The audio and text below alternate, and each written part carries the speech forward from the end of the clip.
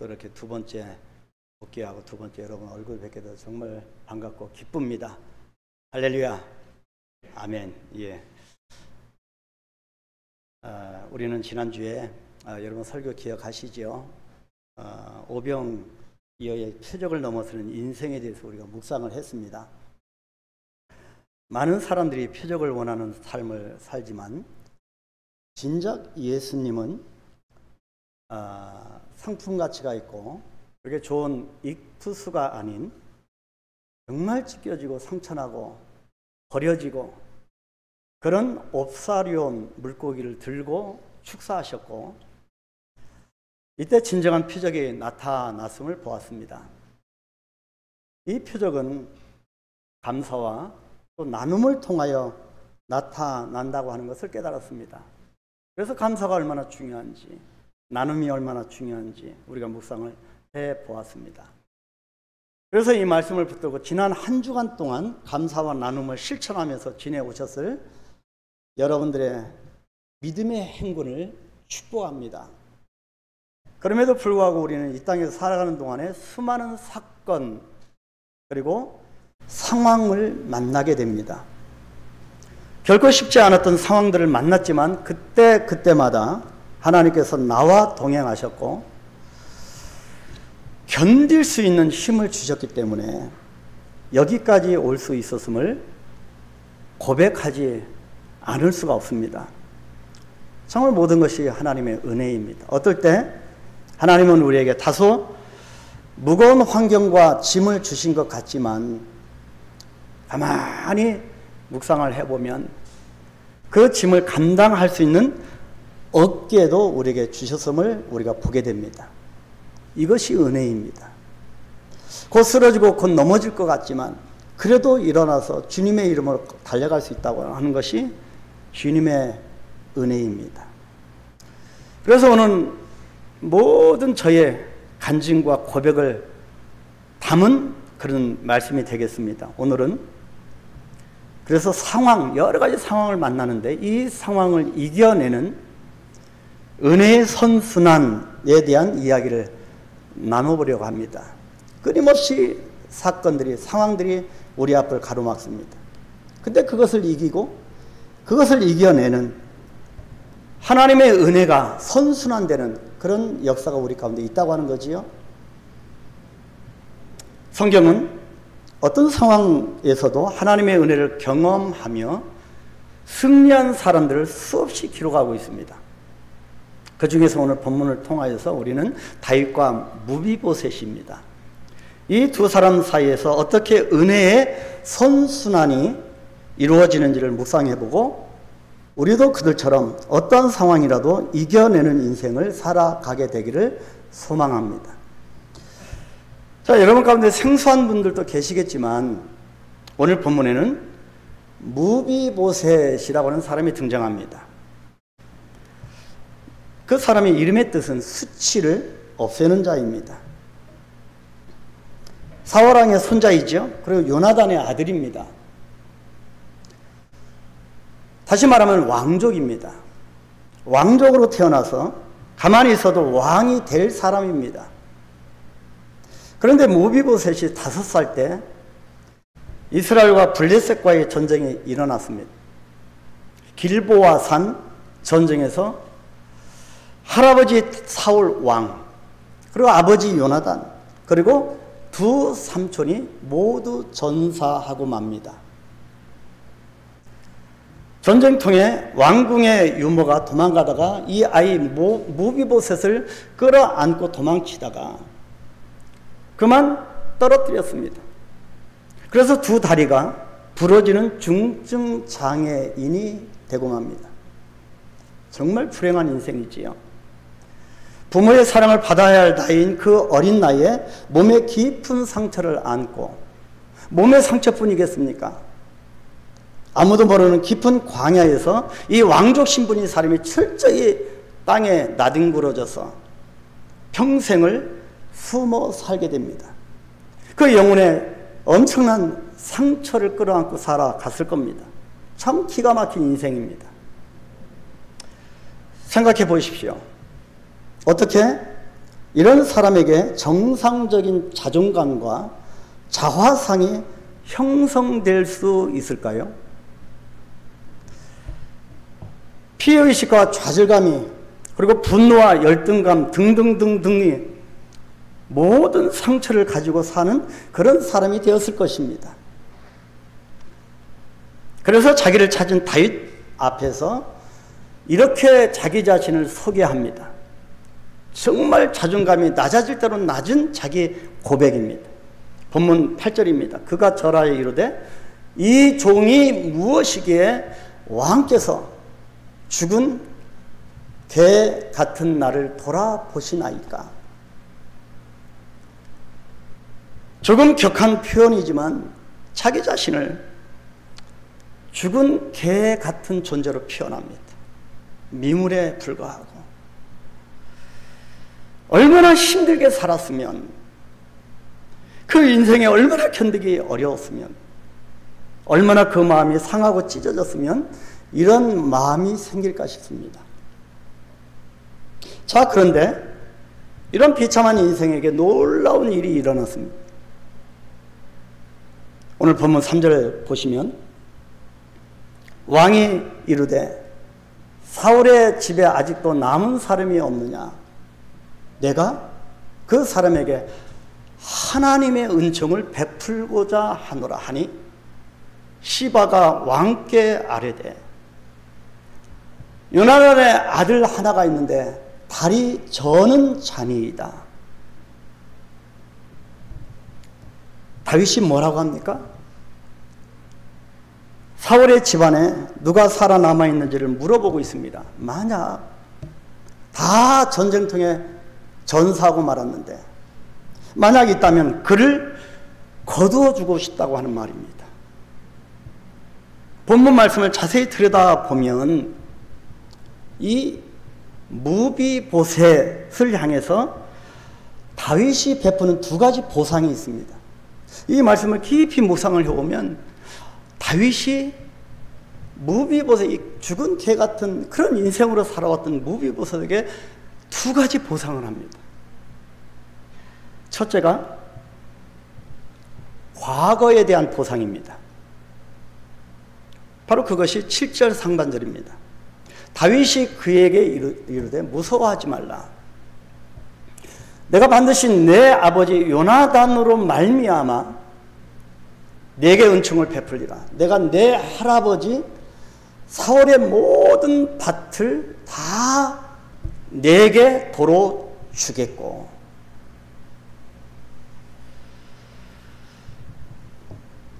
무슨 말씀입니까? 과거에 대한 보상을 해 주겠으니 두려워하지 말라는 겁니다. 사울 왕이, 너의 할아버지 사울 왕이 갖고 있었던 모든 소유를 너에게 주겠노라. 두려워하지 말라. 평생 찢어지고 상처받은 상태로 숨어 지냈지만 두려워하지 말라. 내가 과거에 대한 너의 삶을 모두 보상해 주겠노라. 그 뜻입니다. 지나간 세월 동안 여러분, 주님의 이름으로 행한 모든 섬김과 봉사를 주님이 보상해 주실 것입니다. 이곳 한강교회를 하나님이 세우시고 저와 여러분을 만나게 하시고, 그래도 힘들지만 주방에서 지금 보면 지금 마음이 좀 그렇습니다. 정말 더운데 음식을 준비하고 섬기는 그 섬김의 마음, 그렇지만 짠한 저의 마음, 그런 모든 섬김과 희생과 헌신들이, 그런 지나온 그런 세월들을 주님이 보상해 주신다는 겁니다. 두 번째 보상은 신분에 대한 보상입니다. 7절 후반절 보실까요? 또 너는 항상 내 상에서 먹을 것이니라. 내 상에서 먹을지니라. 식탁에 같이 앉는 자란 먹을 식자 입구죠. 입구. 같이 밥을 먹는 사람이 식구라고 합니다. 다시 말해서 무비보셋이 다윗 왕과 함께 식사를 할 수 있다고 하는 것은 그런 자리로 내가 초청한다고 하는 것은 잃어버린 무비보셋의 왕족의 신분을 복원시켜 주겠다고 하는 것입니다. 그런데 왜 이 무비보셋의 이야기가 우리에게 은혜와 감동이 되느냐 하면, 무비보셋이 다윗을 통해 받은 보상이 바로 우리가 주님께 받았던 구속의 은총이기 때문입니다. 무비보셋처럼 상처가 많고 얼마나 수치감과 그런 어려움이, 모멸감이 많았으면 수치를 없애는 자, 그런 이름의 뜻을 갖고 살았겠습니까? 수치감과 모멸감과 열등감과 허물이 많아서 늘 어두운 동굴 속에서 갇혀 있었던 그런 잃어버린 인생, 그런 인생과 같은 나에게 주님이 찾아오셨고, 주님이 이 땅에 나를 찾아오셨고, 나의 구주가 되어주셨고, 날마다 주님의 식탁에 앉게 해주셨고, 정말 자격 없는데 그런 옵사리온 같이 그런 존재였는데 자녀 삼아 주신, 하나님 나라를 우리에게 주신 하나님의 은혜 때문입니다. 이 하나님의 은혜를 한시도 잊은 적이 없고 이것을 깊이 묵상하게 되었습니다. 이런 나를 회복시켜주고 신분을 회복시키고 아바 아버지, 아빠 아버지로 부를 수 있는 하나님의 자녀가 되게 하셨다고 하는 것이 다윗이 베푸는 은혜 속에 이 구속의 은총이 투영되는 겁니다. 우리가 그런 사람입니다. 우리가 이 본문을 묵상하면서 다윗을 통하여 감동을 받는 포인트가 또 하나 있습니다. 바로 무비보셋을 바라보는 다윗의 시선입니다. 여러분, 시선 중요합니다. 저는 시선하면 항상 생각나는 시선, 주님의 시선입니다. 몇 번 말씀드렸지요. 그렇게 저주하면서 아니라, 나는 예수의 당이 아니라, 제자가 아니라 그렇게 부인했던 베드로, 닭 울음소리를 듣고 통곡한 것이 아니라 주님께서 넌지시 보시니 주님의 시선을 보고 자기의 부인한 것이 생각나서 통곡한 것입니다. 무비보셋을 바라보는 다윗의 시선, 이 상황, 이렇게 벌어진 이 상황을 바라보는 다윗의 시선, 무비보셋을 대할 때 다윗이 가지고 있었던 두 가지 시선이 있습니다. 두 가지 시각이 있는데요, 이 두 시각은 우리가 어떤 상황에서도 주님을 바라볼 수 있게 만들어주는 참으로 중요한 열쇠, 우리 신앙생활의 중요한 열쇠라고 할 수가 있겠습니다. 다른 건 다 놓쳐도 이것만은 놓치지 않아야 되지, 그렇게 결단을 해보았습니다. 첫 번째 시선은 요나단의 시선입니다. 무슨 얘기입니까? 본문 6절을 보시겠습니다. 사울의 손자 요나단의 아들 무비보셋이 다윗에게 나아와 그 앞에 엎드려 절하매 다윗이 이르되 무비보셋이여 하니 그가 이르기를 보소서 당신의 종이니이다. 다윗에게 나와서 무비보셋이 그 앞에 엎드려 절했습니다. 그 모습을 다윗이 면전에서 보게 됩니다. 다윗과 무비보셋이 만나는 장면이지요. 왕이 된 다윗이 사울 집안에서 혹시 누구라도 살아 있을까 해서 찾아본 사람이 무비보셋입니다.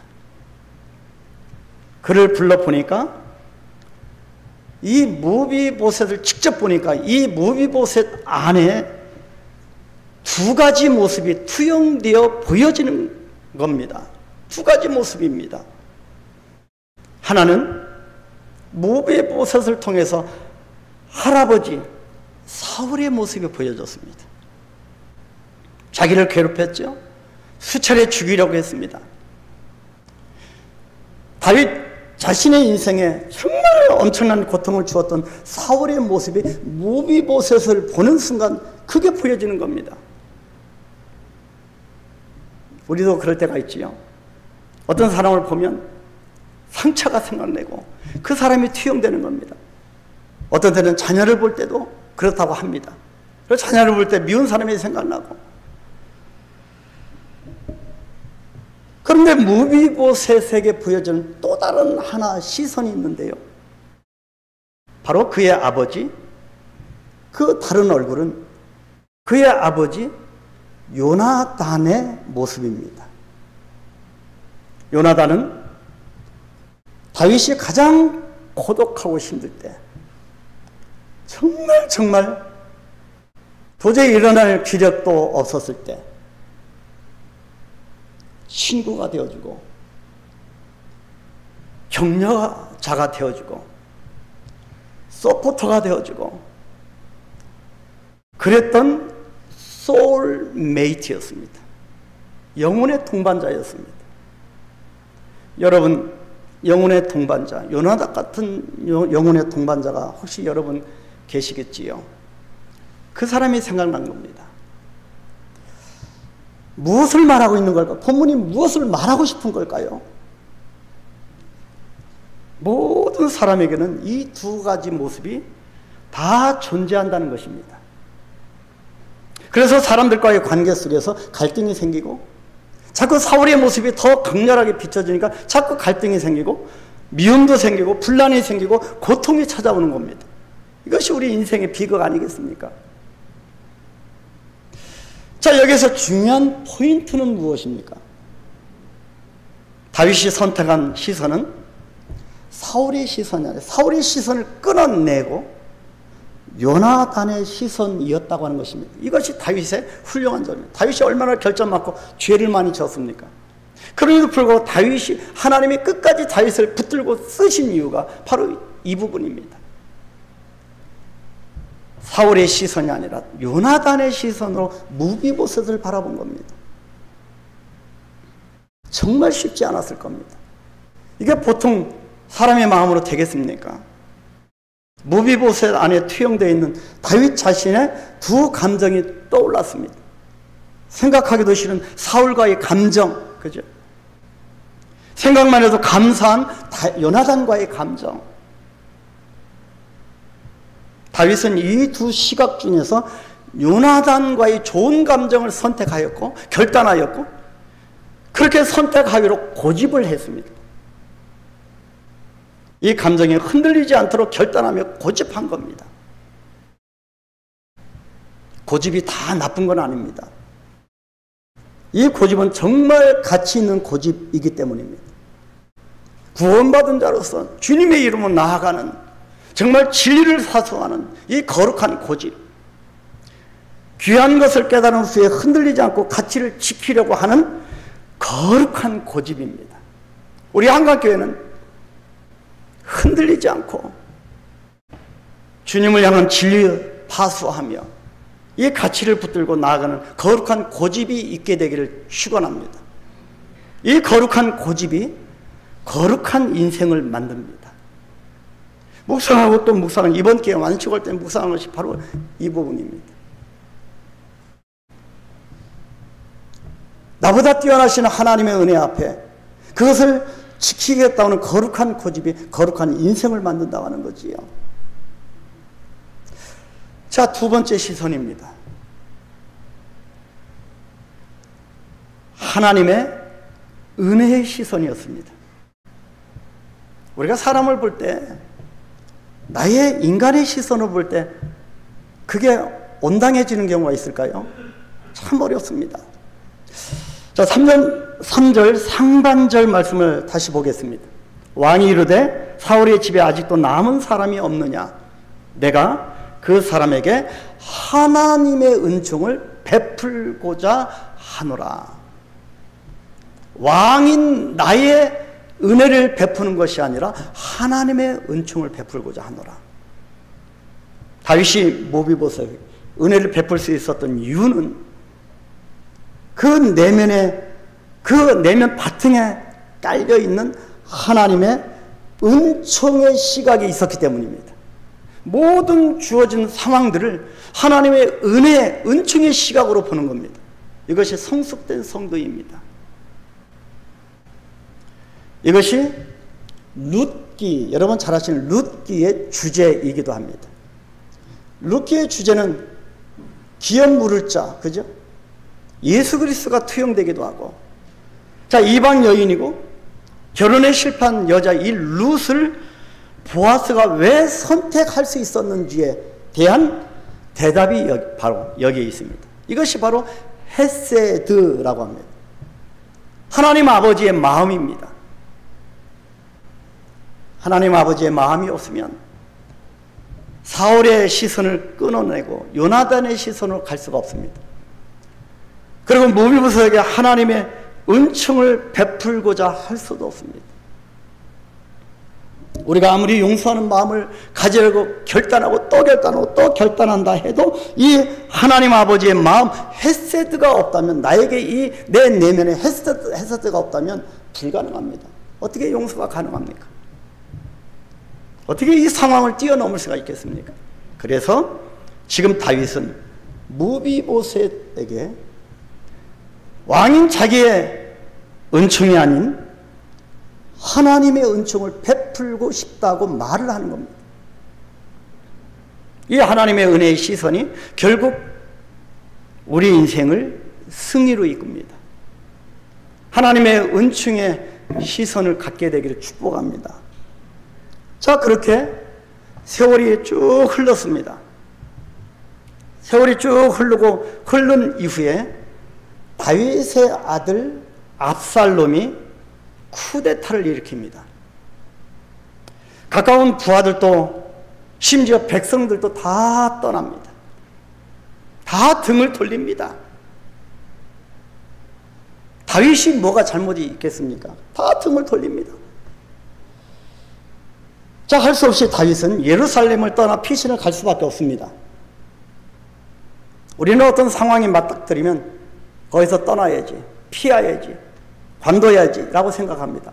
저도 그럴 때가 수없이 있었습니다.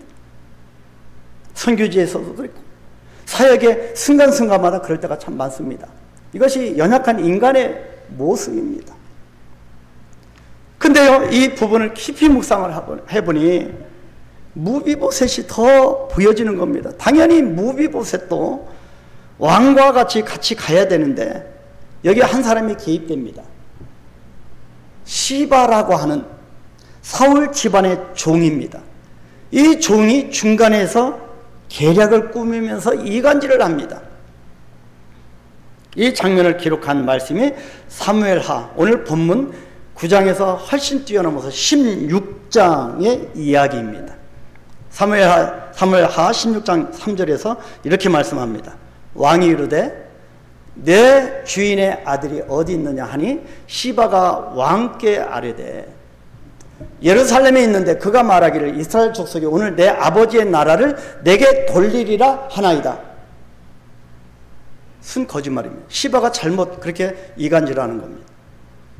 새 번역 성경에서는 이 부분을 이제야 이스라엘 사람이 자기 할아버지의 나라를 자기에게 되돌려 준다고 생각하고 있습니다. 이 종 시바가 다윗에게 잘못 구하는 겁니다. 거짓말을 하고 있는 거지요. 진리를, 올바른 정보를 전달하는 것이 아닙니다. 평상시 같으면 자초지종을 다 듣고 옳은 판단을 할 터인데 워낙 급하게 쫓겨가는 다급한 상황인지라 다윗답지 않게 시바의 거짓말만 듣고 잘못된 결정을 합니다. 이럴 때가 많지요. 하나님 앞에 깊이 묵상하고 기도하고 응답을 받고 행동하는 것이 아니라 다윗이 이렇게 결정을 합니다. 사무엘하 16장 4절이죠. 왕이 시바에게 이르되 무비보셋에게 있는 것이 다 내 것이니라 하니라. 기가 막힙니다. 무비보셋 입장에서는 또다시 엄청난 상처를 받게 되는 장면입니다. 주었다 뺏는 거지. 복원된 재산은 자기 집안의 종인 시바에게 다 뺏기게 되고 다윗 왕을 따라 같이 피난을 가지도 못하는 과거와 인생과 같은 그런 삶으로 다시 돌아가는 것 같습니다. 또 다른 상처입니다. 그렇게 세월이 또 지나갔습니다. 쿠데타가 정리되고 다시 다윗이 예루살렘으로 돌아왔습니다. 그런데 이때 무비보셋이 다윗에게 보인 태도가 어땠을까요? 저 같으면 욕하고 저주할 수도 있고 싫은 감정이 올라올 수 있고 그럴 수 있는데, 제가 이 무비보셋을 묵상하면서 다시 한번 반성하게 됩니다. 사무엘하 또 19장으로 넘어갑니다. 19장 24절에 사울의 손자 무비보셋이 내려와 왕을 맞으니 그는 왕이 떠난 날부터 평안히 돌아오는 날까지 어떻게 했다고요? 그의 발을 맵시내지 아니하며 그의 수염을 깎지 아니하며 옷을 빨지 아니하였더라. 이 모습이 다윗을 향한 무비보셋의 진심입니다.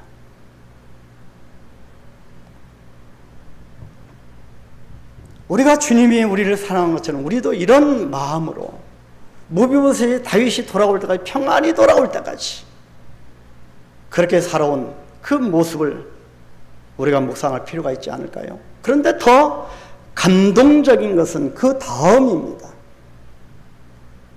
무비보셋이 그동안 있었던 오해와 상처와 자기 마음을 고백하면서 진심을 고하지만, 좀 제발 좀 알아봐 줬으면 좋겠는데, 자기의 진심을 알아봐 줬으면 좋겠는데, 정말 내가 다윗 왕을 향해 이렇게 살아왔음을 좀 알아봐 줬어, 이 진심을 읽어줬으면 좋겠는데, 다윗은 또다시 시바에게 들었던 말이 있고 아들의 쿠데타로 인하여서 지금 정신이 없는 겁니다. 누구의 말도 제대로 들을 수 없는 심리 상태라서 또 어정쩡한 판결을 내립니다. 그것이 사무엘하 19장 29절입니다. 왕이 그에게 이르되 내가 어찌하여 또 내 일을 말하느냐, 내가 이르노니 너는 시바와 밭을 나누라. 기가 막힌 장면입니다. 엎친 데 덮친 격, 계속적으로 오해는 쌓이고 무비보셋은 계속 상처를 받게 됩니다. 사실 무비보셋 입장에서 보면 완전히 오해받는 겁니다. 진심을 몰라주는 겁니다. 우리는 여기에서 이간질이라고 하는 것이 얼마나 무서운지를 보게 돼요. 얼마나 거짓말이라고 하는 것이, 잘못된 정보를 전달한다는 것이 얼마나 무섭고 무서운지 깨닫게 됩니다. 이 시바의 이간질이 다윗의 눈을 가려버렸습니다. 그런데도 그 다음 절인 사무엘하 19장 30절을 보니 무비보셋의 고백이 나옵니다. 이 무비보셋의 고백을 들어보니 놀랍게도 자기에게 섭섭하게 되었던 상처를 안겨다주는, 이중삼중으로 상처를 안겨다주는 이 다윗에 대한 상처가 전혀 없습니다. 놀랍습니다. 자, 뭐라고 고백합니까? 우리 한번 같이 고백할까요? 무비보셋이 왕께 아뢰되 내 주 왕께서 평안히 왕궁에 돌아오시게 되었으니 그로 그 전부를 차지하게 하옵소서. 대단한 영적 깊은 단계 성숙된 한 명의 성도를 보게 됩니다. 원방에 나올 만한데 자기 집안의 종 시바에게 전부를 다 차지할 수, 다 주라는 겁니다.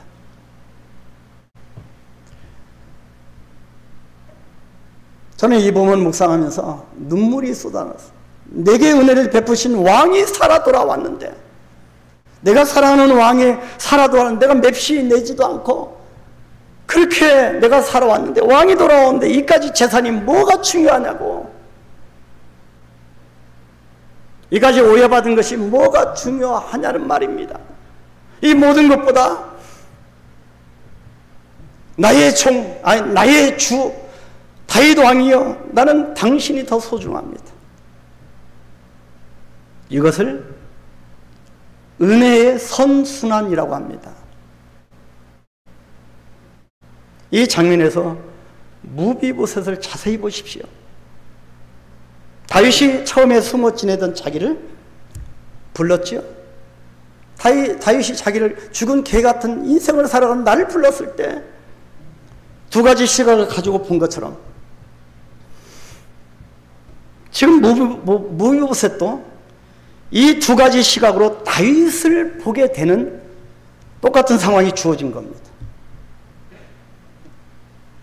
그것은 본문 9장에서 그렇게 형편없이 살아가는 죽은 개 같은 자기를 찾아서 구해준 다윗과, 그런데 지금 세월이 지나서 19장 완전히 변모해버린, 자기의 마음을 이해해 주지 못하고 오히려 종 시바의 이간질에 속아서 준 재산을 다시 몰수하고 여전히 자기 마음을 이해하지 못하는 이 다윗을 보는 상황에 처해진 겁니다.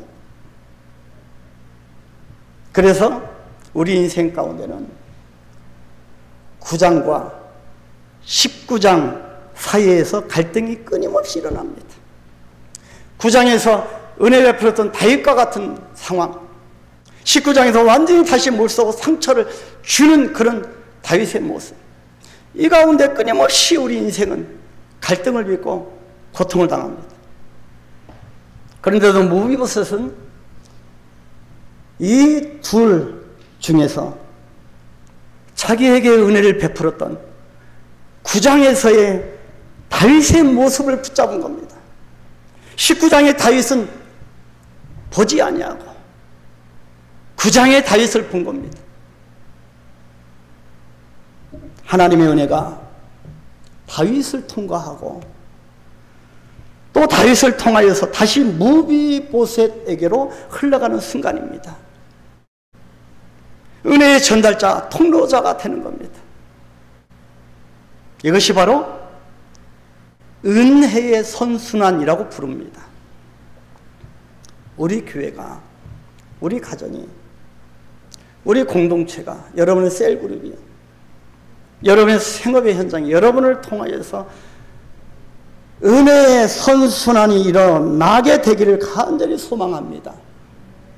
우리 인생에 더 이상 사울이 투영되어지는 그런 시선이 종식되어지고 유나단이 보여지고 하나님의 은총의 시선이 보여지고, 그래서 그런 은혜의 선순환이 계속 이루어지게 되기를 주님의 이름으로 축복합니다. 결국 압살롬의 쿠데타가 종결되면서 사무엘하 21장에 가서 그 반역에 가담했던 그런 사람들 다 대대적으로 가려내어 처결하였는데, 그때 무비보셋에 대한 이야기를 사무엘하 21장 7절에서는 이렇게 기록합니다. 그러나 다윗과 사울의 아들 요나단 사이에 서로 여호와를 두고 맹세한 것이 있으므로 왕이 사울의 손자 요나단의 아들 무비보셋은 어떻게 했다고요? 아끼고 눈동자와 같이 우리를 아끼신 주님의 은총으로 다윗이 무비보셋을 아꼈습니다. 이것이 우리의 인생의 결말입니다. 주님이 우리를 아끼십니다. 아낌을 받는 무비보셋의 모습처럼 우리도 주님께 아낌을 받는 존재임을 확신합니다. 갈등을 뚫고 은혜의 선순환이 이루어져서 우리 한강교회가 이제는 주님의 아낌받는 존재, 교회, 내가 되기를 축복합니다. 사랑하는 우리 성도 여러분, 우리는 오늘 수치를 없애는 자, 정말 그렇게 살아왔던 무비보셋이라는 한 인생을 묵상해 보았습니다.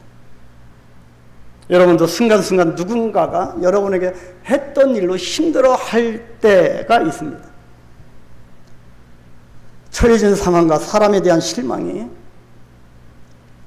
여러분의 마음에 심한 상처를 줄 수도 있고, 9장의 다윗과 19장의 다윗이 이렇게 다를 수가 있을까? 그런 감정으로 마음이 혼란스러울 때도 있을 겁니다. 중요한 것은 예수 그리스도를 우리 가슴에 담고 살아가는 우리는 그 순간마다 9장의 다윗에게 시선을 고정했던 무비보셋을 기억하시기 바랍니다. 그렇게 무비보셋처럼 어려운 상황을 이겨내는 은혜의 선순환을 이루어 가시기 바랍니다. 그리고 오히려 이런 상황을 주신 하나님께 감사하십시오. 저번 주도 감사, 이번 주도 감사, 다음 주도 맥추주일 감사 주일입니다. 맥추절에 대한 설교를 또 준비할 겁니다. 감사합니다. 우리 인생에서 우리 동역자들 주신 것도 감사하고 섬길 교회를 주신 것도 감사하고 감사합니다. 여러분을 이렇게 보게 되는 것도 감사하고 몸이 여의치 않아서 마음이 여의치 않아서 또 이렇게 예배 자리에 못 나오는 분들도 많지 않습니까? 이렇게 나온 것도 감사하고 또 같이 소울메이트로 붙여준 것도 감사하고 감사하시기 바랍니다. 인생을 통틀어서 감사했으면 좋겠습니다. 진정한 믿음은 매사에 모든 일이 다 형통할 때만 나타나는 것이 아닙니다. 어떤 상황 속에서도 사건이 요동을 내 인생 가운데 요동칠 때도 사람들이 내 마음에 생채기를 만들 때도 오히려 그것까지도 하나님의 은혜에 감사하는 사람이 진정한 믿음의 사람입니다. 여러분 지금 살아 있습니까?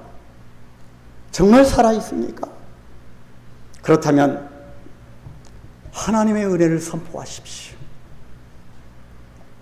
어떤 상황 가운데서도 감사를 선택하십시오. 미운 사울이 보여주는 그런 시선을 거두고 감사의 시선을 선택하십시오. 어려운 상황이 나를 힘들게 하죠. 재정 문제, 건강 문제, 여러 각종 어려운 상황이 문제가 덮치고 상황이 힘들다 할지라도 하나님 앞에서 내가 살아있음을 믿음으로 선포하십시오. 사단이 잠시 나를 정복하고 다스린다 할지라도 믿음으로 선포하십시오. 나는 하나님의 자녀다. 주님이 아껴하는 주님의 백성임을 선포하십시오. 그 은혜를 선포하십시오. 좋지 않은 상황에 악순환을 깨는 힘이 필요합니다. 이 악순환이 계속 내 인생 가운데서 왜 기도해도 안 되고 속 시원하지 않지? 왜 자꾸 무거운 감정만 들지? 이런 악순환을 깨는 영적인 파워가 필요할 때입니다. 내 인생 가운데 계속 도돌이표처럼 계속 반복되어지는 이 악순환의 고리를 깨뜨리기를 선포하십시오. 우리 한강교회는 오히려 감사를 선포하고 상황과 사람 속에서도 나는 은혜 받은 사람으로 성도로서 살아있음을 선포하는 것이 바로 어떤 상황도 이겨내는 은혜의 선순환임을 깨닫습니다. 우리 모두 은혜의 선순환을 이어가는 사람들 되기를 축복합니다. 이 시간 이후로 여러분의 인생은 이제는 하나님의 말로 다 할 수 없는 은혜 선순환이 이어지게 될 것을 확신합니다. 우리 한번 눈을 감고 묵상할까요? 혹시 살아가면서 상처의 악순환을 경험하신 적이 계십니까? 또 지난 시간을 돌아볼 때 그래도 은혜 베풀어 주신 하나님의 은혜의 선순환을 경험한 적도 있으십니까? 그럴 때 나는 어떻게 반응해 왔습니까? 이제는 상처의 악순환을 끊어내고 은혜의 선순환을 이어가는 성도가 되게 하옵소서. 이번 한 주간 내내 새벽 기도 시간에도 수요 예배 때도 금요 기도회 때도 이 말씀을 묵상하면서 기도하기를 소망합니다. 여러분 셀그룹에서도 이 부분을 같이 나눠 가기를 소망합니다. 이 시간 기도합니다. 악순환을 깨는 영적인 파워가 있게 하시고 은혜의 선순환을 이어가는 성도가 되게 하옵소서. 우리 한번 같이 기도하겠습니다. 하나님, 말로 다 할 수 없는 은혜를 받은 우리입니다. 되돌아보니 하나님의 은혜가 아닌 것이 하나도 없음을 고백합니다. 오 하나님, 이 시간에 우리가 묵상하며 주님 앞에 기도하는 것은 끊임없이 이어지는 상처의 악순환, 하나님 이것 때문에 넘어지고 또 넘어지고 또 다시 재생되어서 이 영향이 다른 사람에게도 전이가 되어지고, 하나님이 이런 악순환이 계속되는 이런 악의 고리를 우리가 우리 인생 가운데 끊어내기를 원합니다. 다윗의 시선을 주옵소서, 무비보셋의 시선을 주옵소서, 그런 성숙한 아버지 영적인 그런 성숙을 우리에게 허락하옵소서. 은혜의 선순환이 이루어지기를 원합니다. 하나님, 우리 한강교회가 이제는 주님이 허락하신 은혜를 노래하게 하시고 서로가 서로를 격려하게 하시고 다윗과 요나단처럼 그런 소울메이트가 되어질 수 있도록 축복하여 주시고, 그래서 예수 믿는 것이 기쁘고 또 한강교회 예배 자리에 오는 것이 즐겁고 행복하고 또 우리 사랑하는 성도를 만나는 것이 참으로 기쁘고 행복한 그런 놀라운 은혜의 선순환이 이루어질 수 있도록 주여 축복하여 주옵소서. 시바의 말에 속지 않게 하옵소서. 하나님 아버지여, 하나님 아버지여, 영의 눈을, 영의 귀를 열어 주옵소서.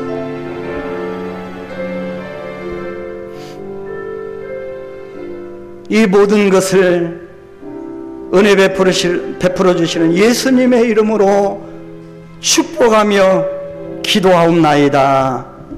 아멘.